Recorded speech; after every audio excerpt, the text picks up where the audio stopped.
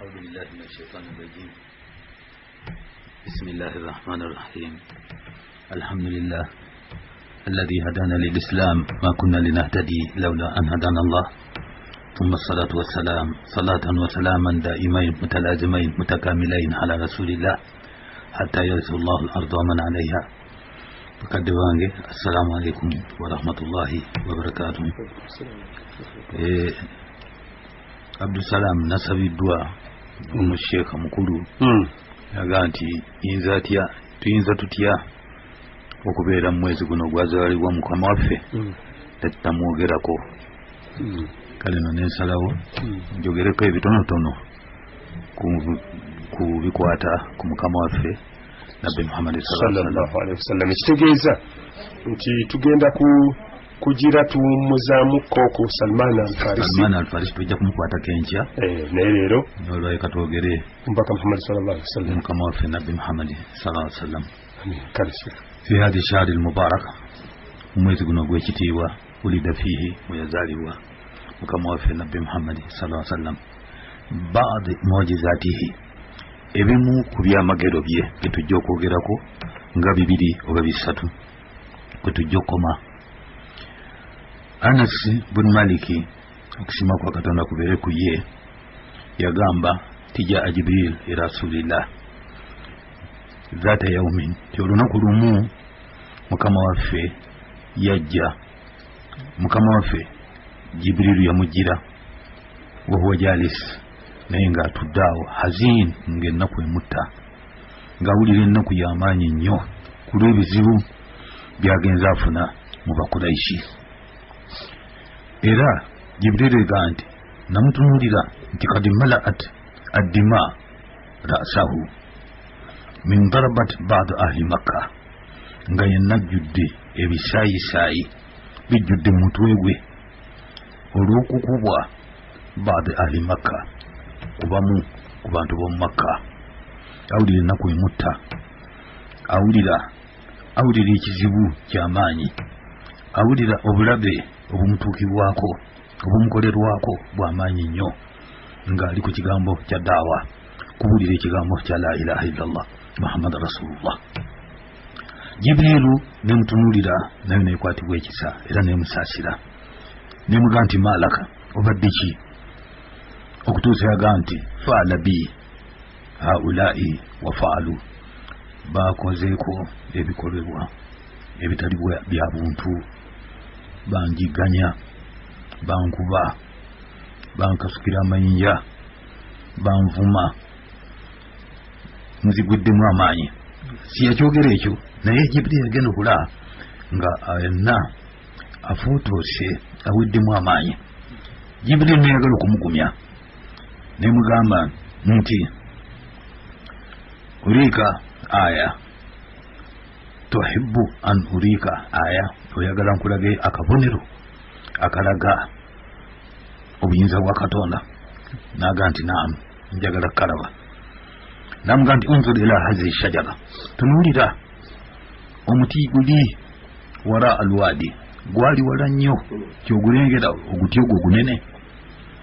Namuga Jibril nti idda'i dhalika shajara, guyite gukowoole.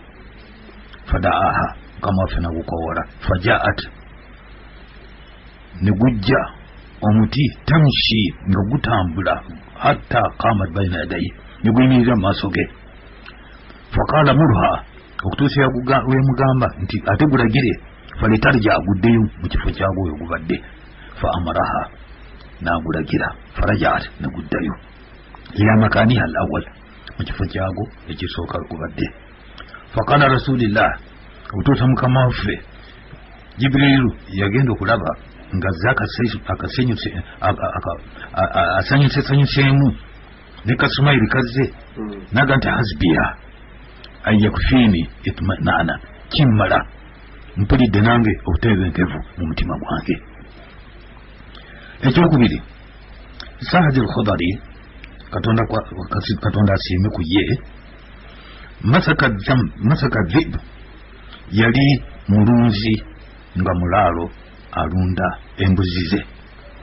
Masaka dhibu sha, okutuusa yagenda okulaba ng'omusege guvudde eri nga gudduka ne gujja gubaka embuzi ye emu ne gudduka nayo okutuusa yakuba enduulu n'agenda ng'agugoba nga waleekaanira waggulu yajiri waraaha ng'agenda agugoba adduka emabega waagwo okutuusa lwe gwalabanga omusajja aguli bubi akukuba amayinja fantazaraha minhu okutuusa lwe gwagusuula embuzi wansi naye yeewuunya farafa dhibu zailaha yagenda okulanga guyimiridde butengerera ne gutandika okuwuuba omukira gwagwo faqaala yagenda okulaba ekyamwewuunyisa era kataakuba enduulu neyeewuunya n'enviri neziva ku mutwe ne gumuga nti ala tatakila owange musajja gwe ala tatakila totya munyazi mungu atanze minni rizikan sakahu llahu ilai onzijaku eriziki katonda gyampadde obutereevu faqaala omulunzi omulaalo n'agaa nti ajaba neewuunya era neewuunyiza dhibun yukallimuni omusege gwogera nange kalamu l insi ebigambo by'omuntu faqaala dhibu omusege nemugamba ala akhbiruka biajab min dhalika nkubulireyo ekikwewunyisa ekisinga kino ng'omusege gwegwogera okutuusa egwagamba nti muhammad fi lmadina muhammad ali madina yukhbiru nnas bilanbai ma kad sabaka abuulira abantu ebintu byonna ebyasooka nga tanaba nakuzaalibwa neyeewuunya omusege okwogera nga takirabangako takiwulirangako tibakimunyizangako nti ensolo eyogedde dhahaba rai yasukuka nambagu okutuusa eyo yatambula n'embuzi ze hatta dakhala almadina akagendo kaali kawanvu n'agenda madina fazawaraha ila zawaya min zawayaha okutuusa yagateeka embuzi ze weyazisibira awantu mu nsonda muzimu ku nsonda thumma ata rasulillah okutuusa lyagenda eri mukama waffe fa akhbarahu n'amumuwulira byonna byalabye ku musege nga gwogera fa amara rasulillahi mukama waffe n'alagira bilal fanudiya nti koola abantu wabeerangawo ensonga ey'amaanyi nga mukama waffe ayagala abasiraamu bakuŋŋaane e madiina yagamba bilali oba omuntu omulala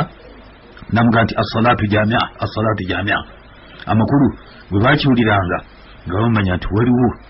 ensonga eguddewo ey'amangu mukama waffe gyayagala obabuulira bakuŋŋaana mangu bwe bakuŋŋaana n'agamba nti faqaala lirayi n'agamba nti gwe omulunzi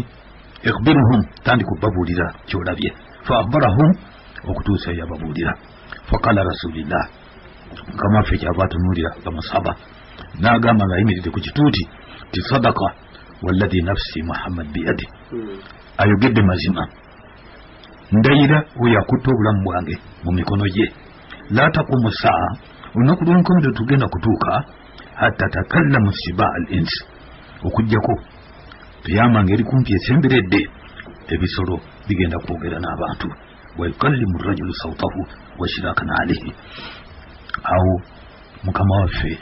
ng'alaga ekigambo eky'amaanyi okulaba nti n'ebisolo byamumanya kyetusembyayo ghazwat khaybara olutalo lwa khaybara nga luwedde omukyala omu ayitibwa zainabu bintu lharitha yali mu yudaaya nga mukyala wa salaamu bun mashkatam okutuusa omukazi oyo n'abalidaaya nga beekuŋŋaanyiza bonna wamu ne bagamba nti twagala obabuulira